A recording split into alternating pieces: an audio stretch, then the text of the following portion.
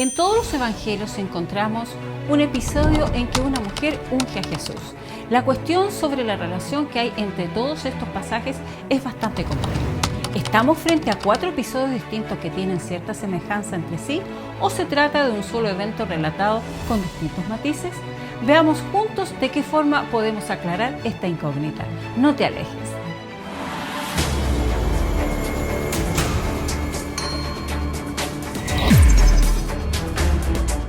El primero lo encontramos en Marcos 14:3-9.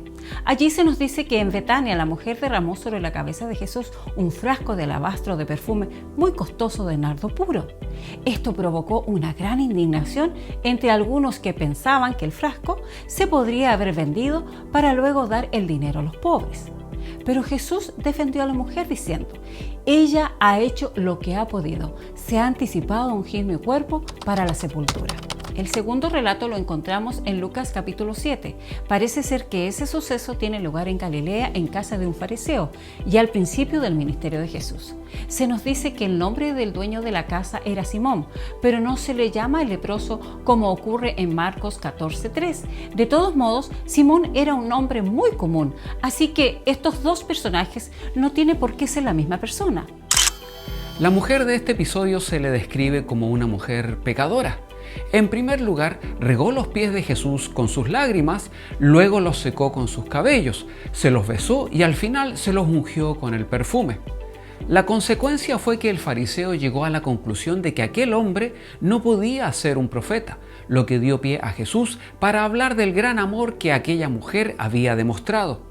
El relato juanino es bastante diferente al que encontramos en Lucas. No hay razón que nos haga pensar que María de Betania es la misma que aquella mujer pecadora, porque aunque coincide en que las dos le ungen los pies y se los secan con el cabello, el momento, las circunstancias y la conversación no tienen nada que ver. Pero cuando estamos ante el relato de Marco y Juan, la situación es bien diferente, ya que las coincidencias son increíbles. Ambos evangelistas usan para definir el perfume una expresión muy poco común: nardo puro. Ambos sitúan el suceso en Betania, aunque bien Marcos dice que la casa pertenecía a Simón el leproso y Juan no nos dice de quién era aquella morada. Quizás no especifica por qué era la casa de Lázaro y sus hermanas, pero lo más seguro es que no menciona al dueño porque se trata de alguien que no formaba parte de aquella historia. Algunos eruditos piensan que Simón el leproso era el padre de Lázaro, Marta y María. Así, la casa le pertenecía a él, aunque los que allí vivían eran los hijos.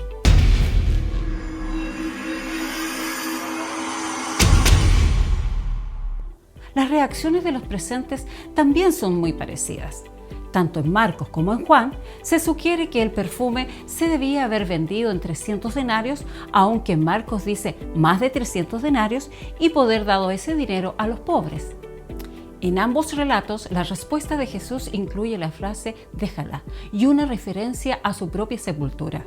Las diferencias principales están en que Marcos parece situar este suceso después de la entrada triunfal y además recoge que se ungió la cabeza de Jesús y no los pies.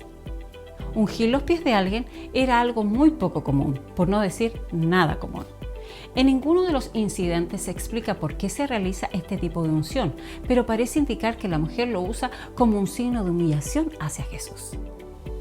La cantidad de perfume que se usa es considerable y deberíamos recordar que Jesús dice que aquella mujer había ungido su cuerpo, una forma bastante extraña de referirse a la cabeza, así como a los pies.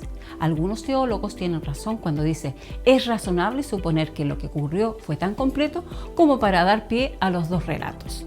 Recordemos que la unción de Aarón en el Antiguo Testamento, cuando el óleo le cae por la barba, le va bajando por todo el cuerpo y hasta el borde de sus vestiduras. Encontramos también pequeñas diferencias en el orden de las palabras y en las palabras que se seleccionan.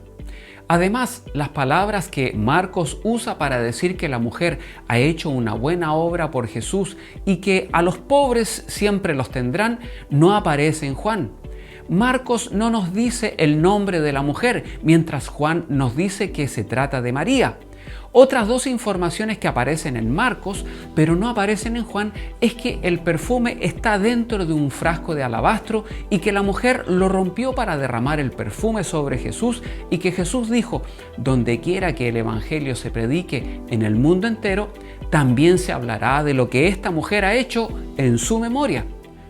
Por último, Marcos recoge que los que se molestaron fueron varios de entre los presentes, mientras que Juan solo menciona a Judas.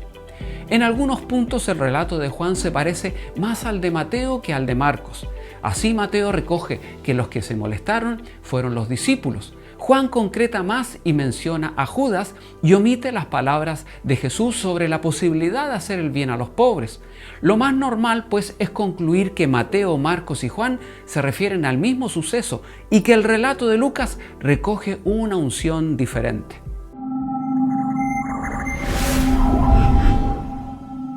Bueno amigos, hemos llegado al final del programa y confiamos que este tema les ha quedado un poco más claro.